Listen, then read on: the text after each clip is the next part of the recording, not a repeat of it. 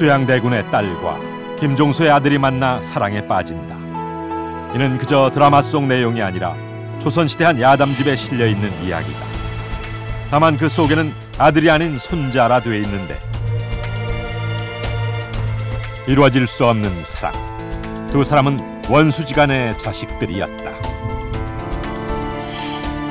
그들을 비극의 주인공으로 만든 것은 1453년에 발생한 계유정난. 수양대군이 김종서를 비롯한 수탄이들을 죽인 사건이다. 수양, 지하에서는 내 놈을 용서치 않으리라. 피를 흩뿌려 얻은 세조의 권력. 계유정난의 밤, 조선의 역사는 바뀌었고 그날의 핏빛 기억은 백성들의 뇌리에 수백 년 동안 또렷이 남아 있었다.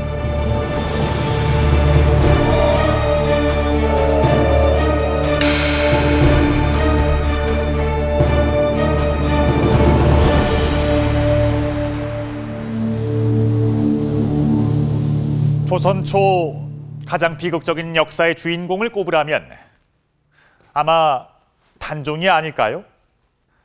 그는 숙부에게 왕위를 물려줘야 했던 것도 모자라서 결국 유배지인 영월 땅에서 17이란 어린 나이로 죽음을 맞게 되는데요. 그 비극적인 사건의 시발점이 바로 계유정난이었습니다. 이 계유정난은 세종대왕의 둘째 아들인 수양대군이 세종대왕의 충신이자 단종의 든든한 후원자였던 김종서를 제거한 사건인데요. 1453년 10월, 그날 밤 조선엔 무슨 일이 있었던 걸까요? 조선 초, 가장 태평성대했던 세종대왕의 시대가 끝나고 한양에는 또다시 피바람이 불기 시작했다. 1453년 10월 10일, 야심한 밤에 수양대군이 무리를 이끌고 김종서를 찾아간다. 당시 수양대군과 김종서는 단종이 보위에 오른 직후부터 팽팽한 갈등 관계에 있었다. 수양대군은 편지를 전해주는 척하면서 신복을 시켜 철퇴로 김종서를 내려치게 한다.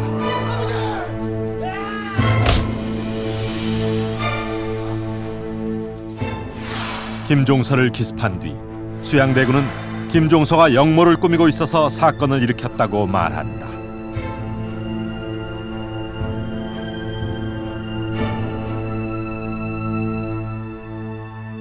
정난, 나라가 처한 위태로운 재난을 자신이 평정했다는 것이다.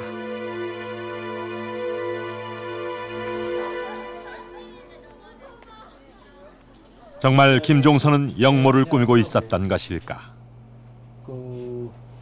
말하자면은 아록이라고 하는 책이 있습니다. 그 기록에 보면은 목차에 단종이 즉위했을 때 그 일어났던 김종서, 황보인 등을 죽인 사건을 기유정난이 아니라 기유사화라고 표현하고 있고요. 사화라고 하는 것은 나라에 말하자면 기둥이 될 사람들이 화를 입었다 이런 뜻입니다. 강원도 영월에 위치한 장릉, 단종의 능이다. 그 아래쪽에는 조선 후기 정조의 명령으로 세워진 배식단과 장판옥이 있다.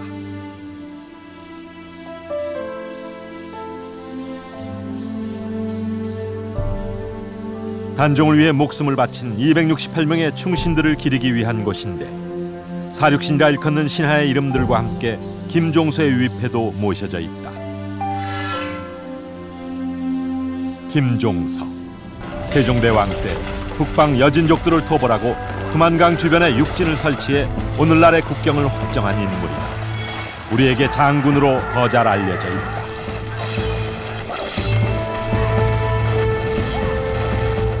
김종서는 사실 이제 문과에 급제한 이제 문신 엘리트죠. 그러니까 조선 시대는 문관이 통제한다는 그런 이제 문민 우위의 문관 우위의 사고가 있어가지고 최고 사령관 자리에는 주로 이제 문관들이 가는데 이제 김종서도 이제 그런 경우라고 볼 수가 있죠. 문신이면서 무장의 호방함을 겸비했던 김종서는 어머니와 아내의 임종도 하지 못한 채 세종의 명에 따라 오래도록 국방을 지켰다. 세종대왕으로부터 세자와 세손, 즉 문종과 단종을 잘 돌보라는 유언을 받은 고명대신이었다.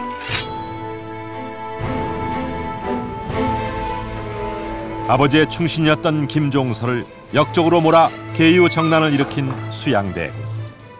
한명회, 권남 등과 함께 살생부를 작성해 영의정 홍보인과 경조판서 조극관 등 정부 핵심 인물 중에서 자신을 지지하지 않은 사람들을 차례차례 죽였다.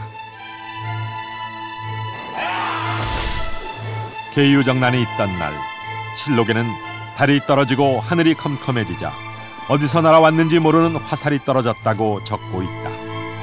이는 세상이 어두워지고 잘못된 일이 벌어졌음을 사관이 은유적으로 표현한 것은 아닐까.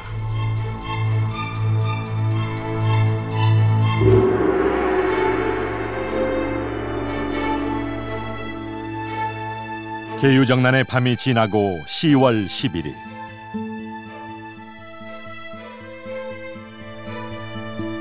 수양대군은 영의정 부사 영경연 서운관사 겸판 이병조사라는 관직에 오른다. 영의정이면서 문신과 무신의 인사권까지 틀어주인 것이다. 며칠 뒤에는 군사를 통솔하는 병마도통사까지 겸하게 된다. 조선시대 종친, 즉 왕의 적자 4대, 서자 3대까지는 벼슬을 할 수 없었는데 이것이 굳어진 것은 성종 때부터다. 국왕의 입장에서 보면 종실은 개인적인 입장에서는 왕권을 신장할 수 있는 기반이 되기도 하지만 언제 어느 때 자기에게 칼날을 겨눌 수 있을지도 모르는 그런 존재들이거든요. 그러니까 그들을 방만하게 풀어놓을 수는 없고 한 군데 모아서 관리할 필요가 있겠죠. 왕의 직속 가족들을 위한 관서 종친부. 왕을 도울 수도 위험에 빠뜨릴 수도 있는 종친을 관리하고자 세종이 만든 것인데 혹 훗날 수양대군이 쿠데타를 일으킬 것을 예상했던 건 아닐까. 세종대왕의 정비인 소헌왕후가 낳은 8명의 아들 중 둘째였던 수양대군. 김종서와 마찬가지로 문과 무에 능했다고 한다. 석보상절, 역대 병요 등을 편찬하는 책임을 맡기도 했으며 건강이 좋지 않던 세종의 곁에서 왕명을 전달하기도 했다. 둘째 왕자였던 수양대군으로 하여금 자기 왕을 보좌하고 또 왕실 자체가 안정적으로 유지되면서 지탱될 수 있도록 하는 왕업적 측면에서 그 수양대군의 역할을 기대하고 그런 관점에서 수양대군을 활동시키게 된 주된 그 배경이 있지 않는가. 세종은 수양을 아끼긴 했지만 왕위는 장남인 문종에게 그리고 장손인 단종에게 이어져야 한다고 생각했다. 아버지인 태종이나 셋째인 자신이 왕이 되는 과정에서 야기된 문제들이 반복되지 않기를 바랐다. 그래서 김종서 등에게 이를 유언으로 남겼는데 세종의 뒤를 이은 문종이 3년도 못 채우고 승하한다. 제대로 국상도 치르지 못한 채 12살의 나이에 단종이 보위에 오르게 된다. 보통 어린 왕이 보위에 오르면 대왕대비나 왕대비가 수렴청정을 하게 되는데 단종에게는 할머니도 어머니도 없었다. 선왕의 신뢰를 받았던 신하들과 장성한 숙부들만이 곁에 있었다. 김종서와 수양대군의 갈등이 수면 위로 드러난 것이 바로 이때다. 좌의정이었던 김종서는 장성한 대군들이 세력을 모으는 것을 견제했고 수양대군 역시 자신의 야망의 가장 큰 걸림돌로 김종서를 꼽았다. 결국 두 사람의 갈등은 한 사람이 한 사람을 죽이는 데까지 이르고야 만다.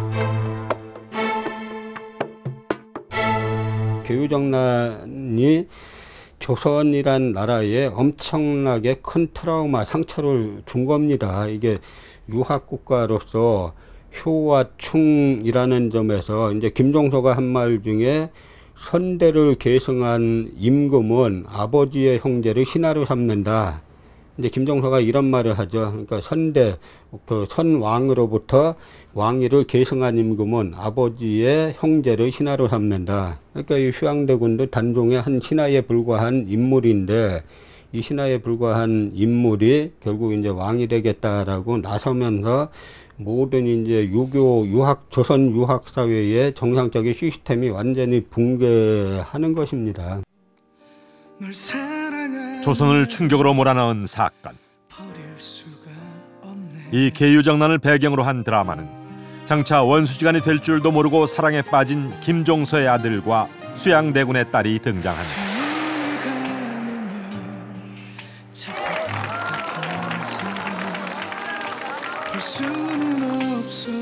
조선판 로미오와 줄리엣이라고 불리는 공주의 남자.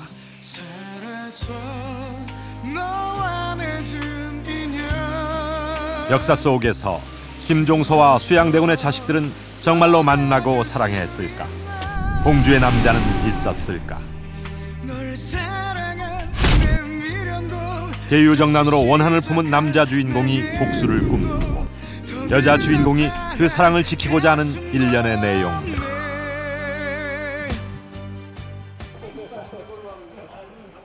모든 드라마들은 설령 그것이 역사적 사실을 기반으로 했다 하더라도 상상이 더해져 흥미진진한 이야기로 재구성되기 마련인데, 계유정난과 그 이후 세조의 시대까지 전개되는 내용 중 대우라 칭하던 자는 어찌 되었느냐?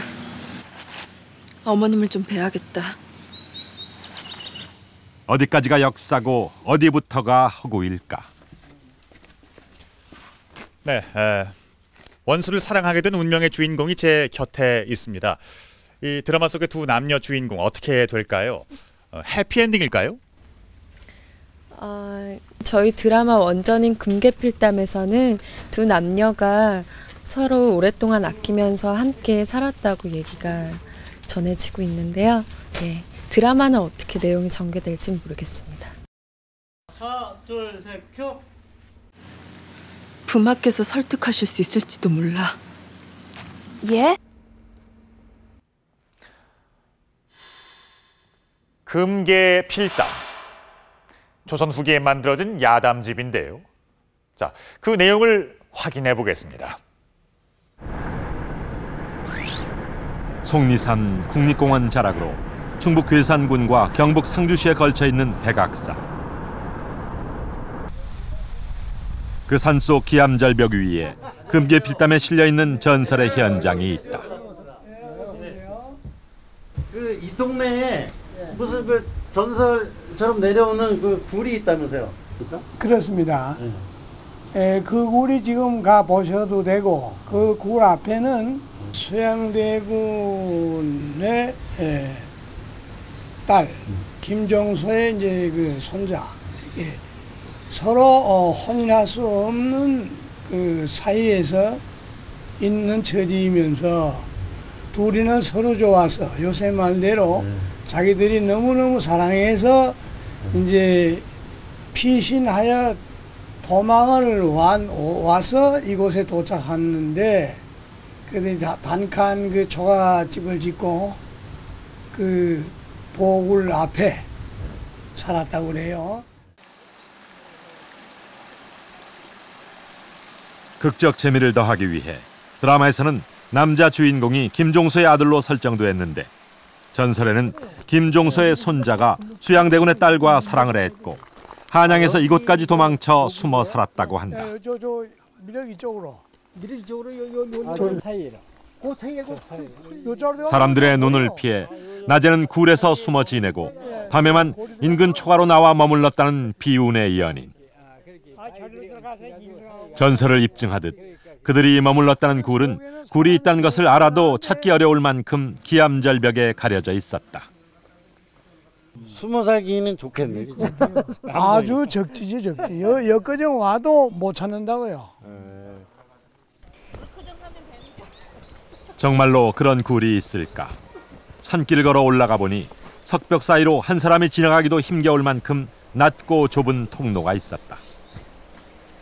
이 굴이 그러면 이렇게 연결되어 있는 거예요, 이쪽으로? 예, 그런데 나와가지고 여기서 있다. 다리 가져올까요?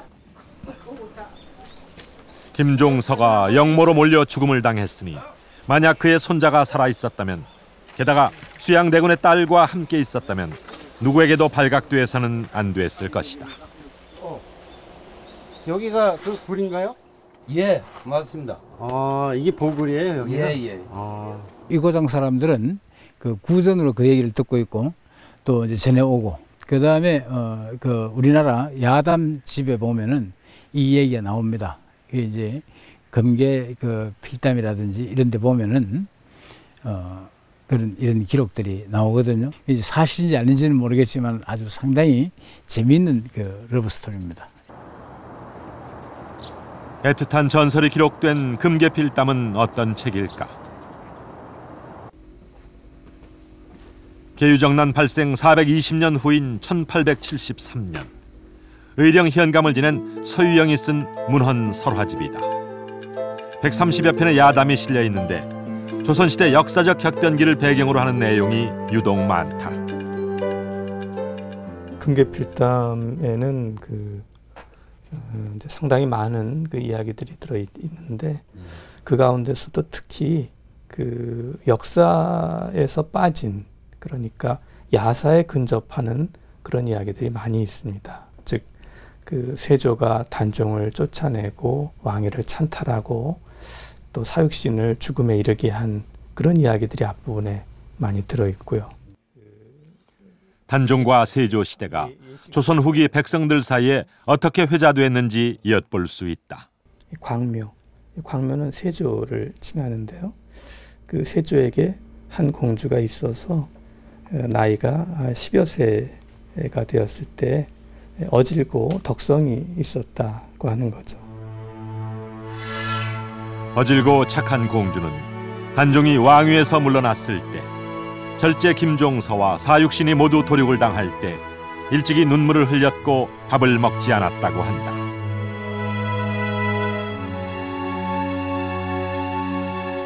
이와 유사한 내용이 드라마에도 등장한다. 정령, 상황 전하를 폐위시키실 것입니까? 네가 알 바 아니다. 유배를 보내신 다음 어린 전하께 사약을 내리시겠지요.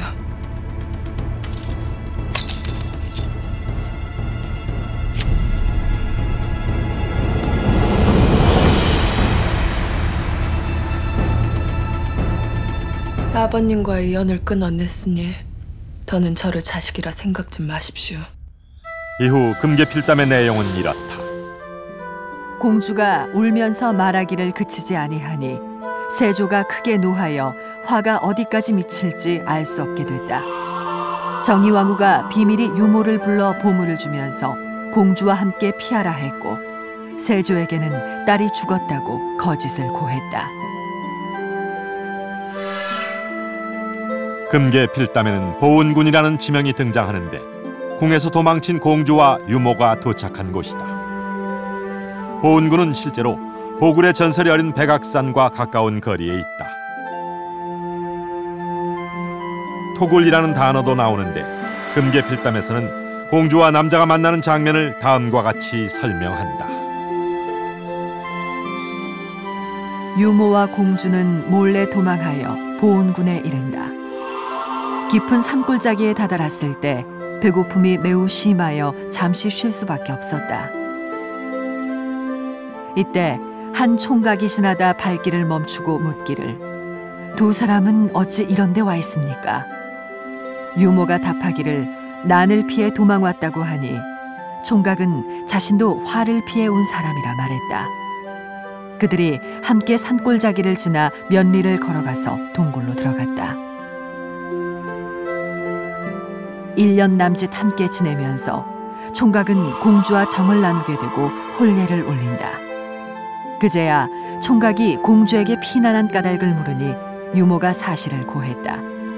이 말을 듣고 총각이 말하기를, 나는 김종서의 손자입니다. 두 사람이 함께 지냈다는 전설이 서린 보굴. 굴의 이름도 이 사연과 관련이 있다.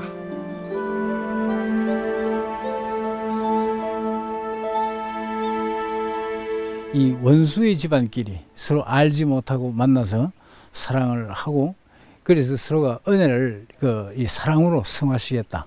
그래서 이 굴을 보덕굴이라고 얘기를 합니다. 신분으로 알게 된 두 사람은 더 깊이 서로를 공경하고 사랑하게 됐다고 금계필담은 전하고 있는데 실제로 이런 일들이 가능했을까?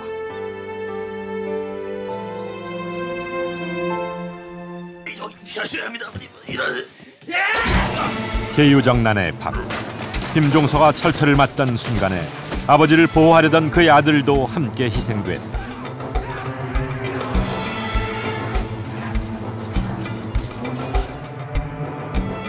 김종서의 목은 휴수됐고 시신도 함부로 수습할 수 없었다. 할 수 있다 해도 수습할 자식도 없었다. 금계필담의 표현대로 전 가족이 죽임을 당한 상황. 대명률의 모반 대역죄가 적용돼 김종서와 장성한 아들들은 모두 죽고 나머지 식구들도 노비로 전락했다.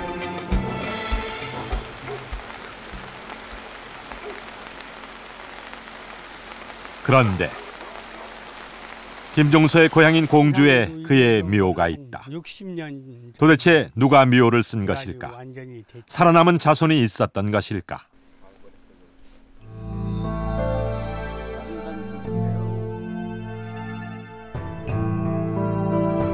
조선 후기 실록에 보면 김익량이라는 자에게 관직을 내리는데 그가 김종서의 자손이 분명하다고 아뢰는 대목이 나온다.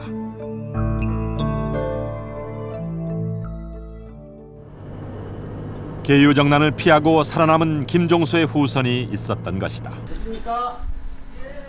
그렇다면 금계필담이나 드라마 속 남자 주인공이 실제 인물이었던 것일까? 김종서의 후손을 찾아가 보았다. 드라마에 나오는 종서 선생의 이제 셋째 아들 승유. 네. 그게 실제 인물입니까? 실제 있었던 인물인가요? 승유라고? 그러죠. 그래서 우리가 후손 아닙니까? 절제. 예, 그 양반이 드라마 속 남자 주인공의 이름인 승유는 실제로 김종서의 셋째 아들 이름이다. 승자유를 였어요. 김종서에게는 3명의 적자가 있었다. 김종서의 장남과 차남인 승규와 승벽은 계유정난의 아버지와 함께 화를 당했는데 셋째인 승유는 살아남았다고 족보에 기록돼 있다. 은탈했어요. 족보상에는 승유가 도망쳐 후에 아들을 낳았고 김종서의 다른 손자들도 목숨을 건졌다고 기록돼 있다. 여기는 승유. 담양에 위치한 김승유의 묘는 시신을 찾지 못해 초혼장을 치른 곳이다. 해남의 방춘 서원, 김종서를 비롯해 순천 김씨 가문 중 재상을 지낸 이들의 위패를 모신 곳이다. 계유정난 당시 김종서는 멸문의 화를 당했지만 살아남은 아들과 손자가 분명히 있었고 이후 세월이 흘러 조선 후기에는 그의 후손이 관직을 얻기에 이른다.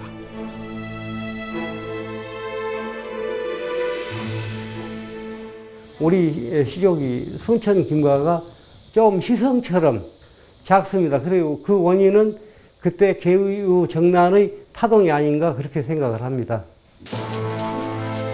족보 어디에도 금계필담의 내용을 짐작케 하는 다른 내용은 나오지 않는데 계유정난 때 몸을 피한 승유나 손자가 수양대군의 딸을 만났을까? 그저께도 우리 일가 하나가 또 그것을 물어봐. 아, 수양대군 딸오고 우리 절제 손오고 속리산에 가서 살았단 말이 맞냐고. 그것이 집에는 왔거든요. 그러더라고. 그것이 설은 많이 있는데 뭐 문설이나 뭐 그래 그러는 거 남아 있들 않다. 그런 얘기는 하고 있어요. 우리가 하고 있어. 어디서 들으신 거예요? 그 얘기는 어디서? 안게 전에 우리 한 20살 먹어서 그 사랑방에서 그런 얘기를 어른들이 했어. 그런 얘기는 들었어요. 어른들이? 예. 사랑방에서. 금계필담의 여주인공인 수양대군에 따른 역사에 어떻게 기록이 돼 있을까? 조선의 왕실 족보인 선원보략. 수양대군에게는 이남 일녀가 있었다.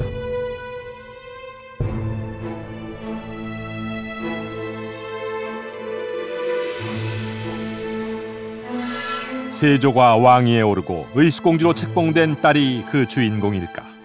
외동딸이 되는 의숙공주는 바로 그 정인지의 아들 정현조와 결혼하여 세조와 정인지는 사돈지간이 되는 것입니다. 수양의 하나뿐인 딸은 정인지의 아들과 결혼했다. 그런데 수양에게 딸이 하나 더 있었다는 기록이 실록에 등장한다.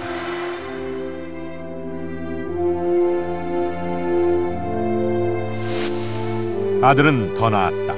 그런데 딸 하나는 왜 사라졌을까? 족보에 오르기 전에 죽었을지도 모른다. 아니면 금계필담에서처럼 궁에서 도망친 것일 수도 있다. 그 딸이 김종수의 후손과 사랑에 빠졌을지도 모른다.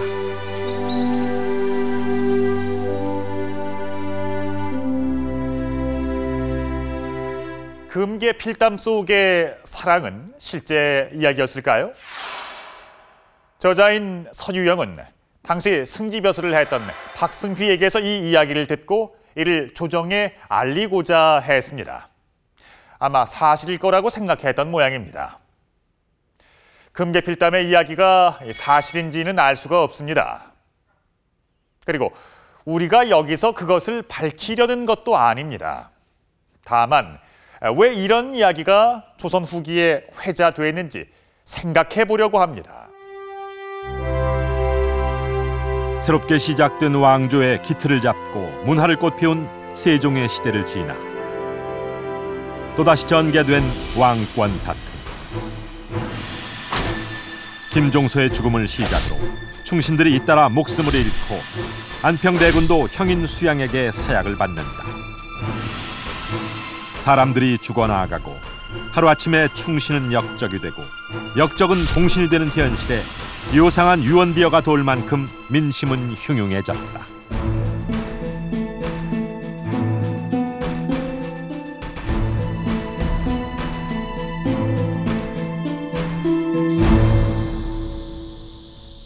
숙부에게 왕위를 물려준 뒤 사육신 사건으로 인해 강원도 영월에 유배된 단종.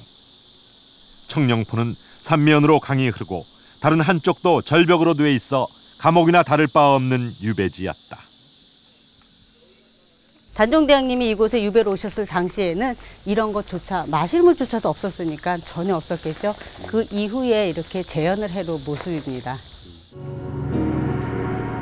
세종은 전국을 조사해 지리서를 편찬했다.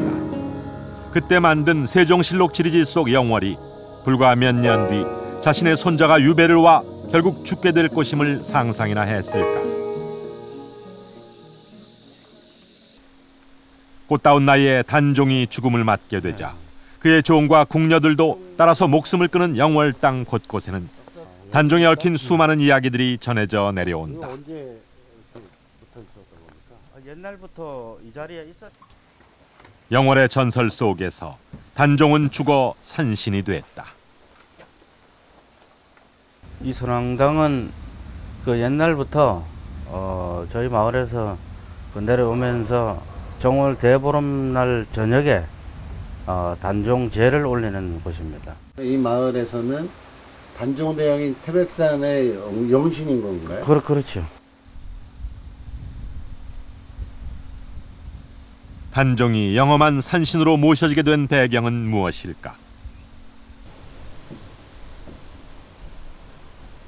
왜 그런 전설이 만들어지는가? 이제 그 얘기는 이게 전설이 이제 기층민들이 이제 만들어내는 얘기들인데, 단종은 누구에게 죽임을 당하면은 안 될 사람으로 인식을 하고 있는 거지.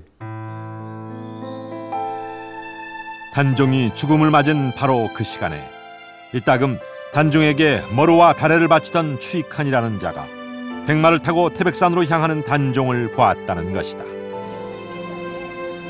전설 속에서 단종은 숙부에게 억울한 죽음을 당한 것이 아니라 불사의 신이 되었다. 중종 36년에 영월 군수님으로 오셔서 저 중종 11년에 약간의 치제를 한 저 초라한 묘를 크게 수축봉제를 하십니다. 그래서 제문도 정중히 써서 올리고 또 술잔도 정중히 기울여져 있어요. 중종 때 영월 군수로 부임한 박충원이 그때까지 방치된 노산군의 묘, 즉 장릉을 찾아내 잘 돌보게 됐는데 여기에도 기묘한 전설이 있다.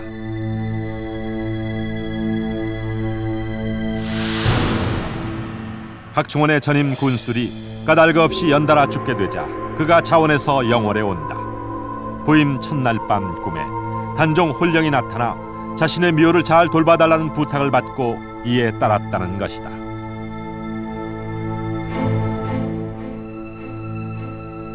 실제로 영월 군읍지에 보면 박충원이 부임하기 이전에 몇 명의 군수들이 잇따라 죽음을 맞았다고 기록돼 있다.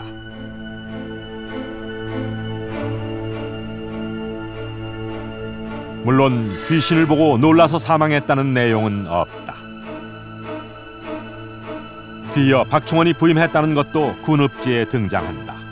결국 사실과 허구가 교묘하게 뒤섞여 전설이 된 것이다. 지식인은 글로서 역사를 남기는데 글을 모르는 사람들은 글로서 남기질 못하고 말로 남기잖아요. 그러니까 충격적인 역사적인 사건이 있을 때 말로서 입에서 입으로 쭉 전해 내려오는데 그것이 아까 말씀드린 대로 평민들이 생각하는 사관인 거지. 그러니까 전설은 씌어지지 않은 역사가 바로 전설이다라고 생각하면 되는데, 그래서 전설을 잘 분석하면은 어느 시대에 무슨 사건이 있었고 평민들이 그 사건에 대해서 어떻게 대응을 하고 했다라는 것을 알아낼 수가 있는데, 단종은 보호받아야 할 존재라는 백성들의 생각이 전설을 통해 드러난다.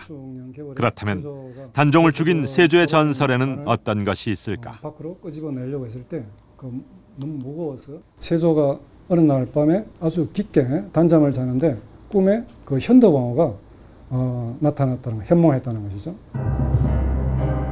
현덕왕후는 문종의 비로 경혜공주와 단종의 어머니다. 단종을 낳고 3일 만에 죽음을 맞았는데 그녀가 세조의 꿈에 나타난 것이다. 네가 죄 없는 나의 아이를 죽였으니 나 역시 너의 아이를 죽이겠노라.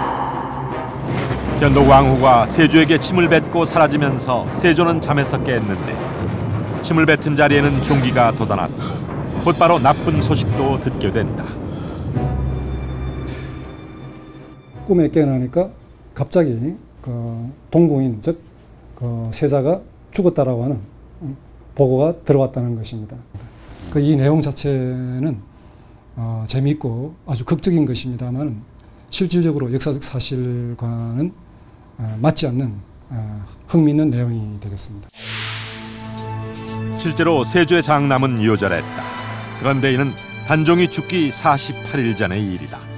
사실과 허구가 섞인 것이다. 임금도 함부로 볼 수 없었던 조선왕조실록. 정확한 역사를 남기기 위해 사관들이 목숨을 걸었다 할 만큼 권위 있는 국가 기록물이다.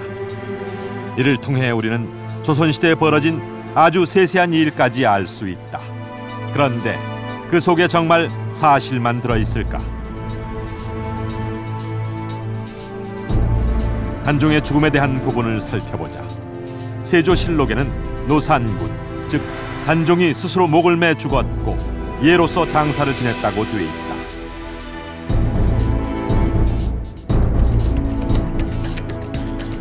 박백년의 구세손인 박경여가 권화라는 이와 함께 만든 장릉지에는 공생이 활줄로 노산군의 목을 매 죽였고 엄흥도가 몰래 시신을 거두어 장사 지냈다고 나온다.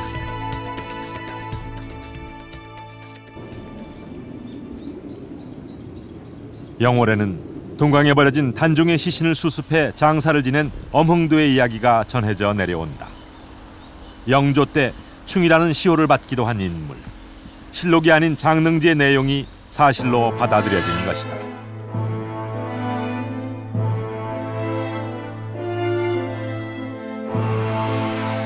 중종 때 형조 판서를 지낸 이자는 자신의 일기에 세조실록의 기록을 강력하게 비판했다. 실록에 노산이 자진했다 하였으나 이것은 당시 여우나 쥐 같은 무리들이 권세 아첨하느라 지어서 한 말이었다. 우리가 알고 있는 사육신 관련 이야기들도 실록보다는 다른 기록에 의한 것이 많다. 옥자를 훔친 도둑놈의 목을 배려한 것을 어찌 역모라 하십니까? 나리. 추강 남효온이 지은 육신전. 역적으로 몰려 죽음을 당한 6 신하들의 행적을 야인의 입장에서 기록함으로써 정사에서 배척돼 사라질 뻔한 이야기를 살려낸 책이다. 세조를 전하가 아닌 날이라 불렀다는 일화도 여기에 등장한다.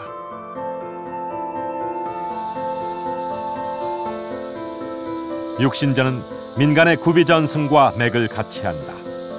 지나치게 사육신을 미화했다는 비판이 있지만 후대에 그들이 복권되는 데 참고 자료가 됐다.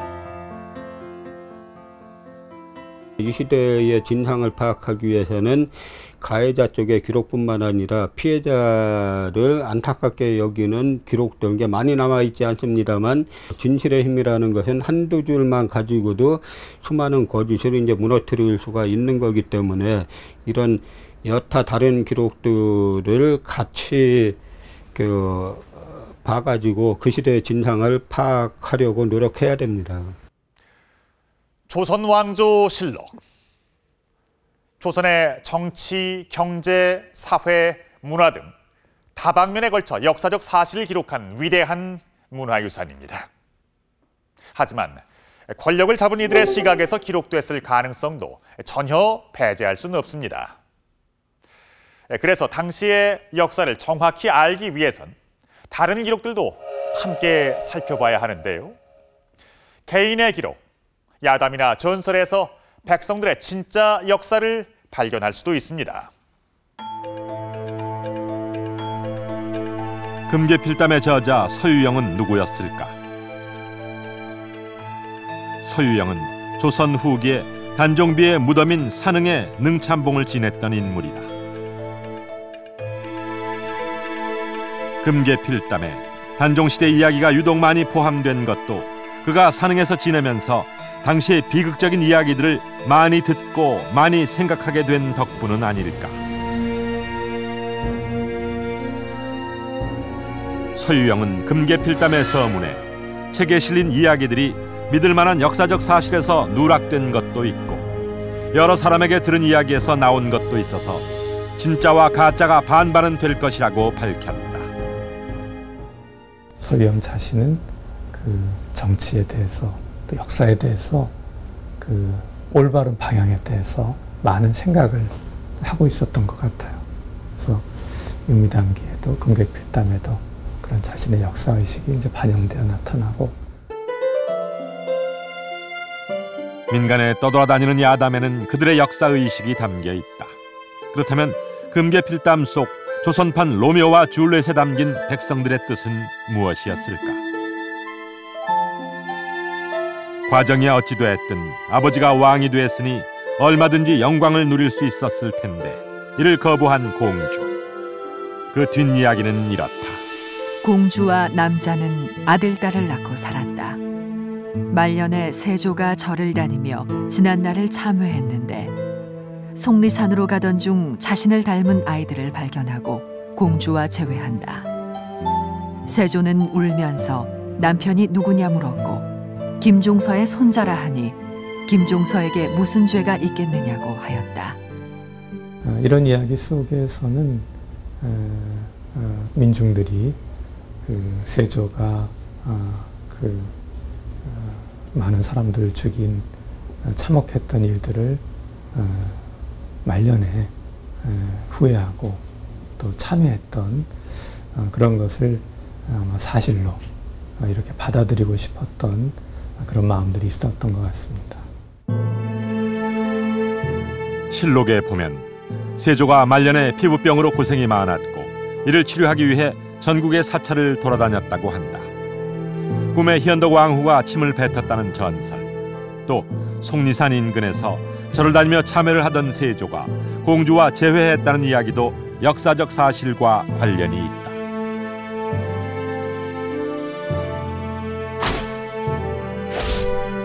왕이 되기 위해 또 그 자리를 지키기 위해 세조는 수많은 목숨을 앗아갔다. 말년에 세조는 피부병 말고도 악몽에 자주 시달렸다고 하는데 백성들은 이것이 그가 뿌린 피의 대가라고 생각했다.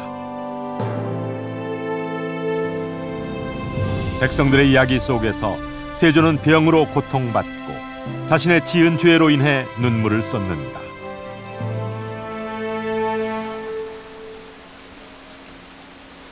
충남 공주시에도 비슷한 이야기가 전해지는 현장이 있다.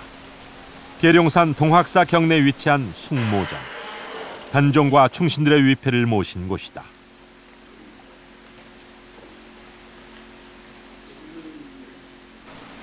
(1456년) 사육신이 죽자 생육신 중 하나인 매월당 김시습이 초혼단을 쌓고 제사를 지낸 곳인데 2년 뒤 세조가 동학사에 들러 이를 발견하게 되면서 위패가 늘어나게 됐다. 세조가 그 병을 치료차 여러 절을 사찰을 돌아다니는 중에 동학사에 들려 삼강옆에 그 단을 보고 이것이 무엇이냐고 물었을 때 이거는 사육신을 의시한 그 충신들을 지낸 재단이라는 말을 듣고 그래도 참 그걸 감흥을 하여 그 비단 8폭에 그 명단을 내리고 각을 집계한 것이 현재 숭모전의 효시가 되겠습니다. 단종과 정순왕후, 김종서와 사육신. 자신으로 인해 목숨을 잃은 영혼들을 달래주라고 친히 명했다는 세조. 그의 심정은 어떠했을까? 이에 얽힌 전설의 바위가 있다. 자기 잘못을 뉘우치면서 초혼단을 떠나 이곳으로 자작자작 걸어와서 여기 와서 통곡하며 울었다고 해서 우일바이라고 합니다. 계유정난으로 수양대군은 권력을 얻었다. 그렇다고 팽팽했던 김종서와의 대결에서 그가 진정으로 이겼다고 말할 수 있을까? 실록에는 당당하게 세조라는 왕의 이름을 남겼지만 백성들의 이야기 속에서 수양대군은 결코 당당할 수 없었다.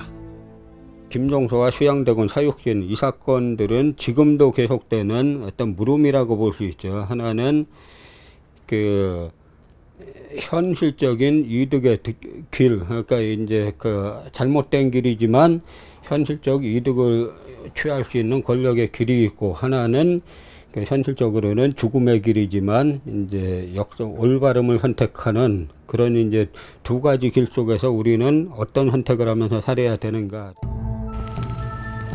김종서와 사육신은 충신으로, 수양대군을 도운 신숙주와 한명회는 변절자와 모사꾼으로 기억됐다. 우리는 한낱 썩어 없어질 육신이 아니라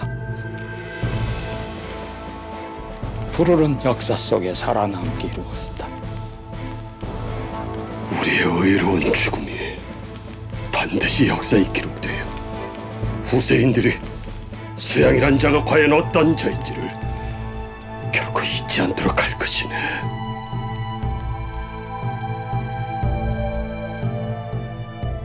계유정난, 사육신 상왕 복위운동, 단종의 죽음. 일련의 사건에 연루돼 쓰러진 이들은 숙종대부터 차츰차츰 복권이 이루어졌다. 실록은 물론 육신전, 장릉지 등 다양한 기록들이 근거 자료가 됐다.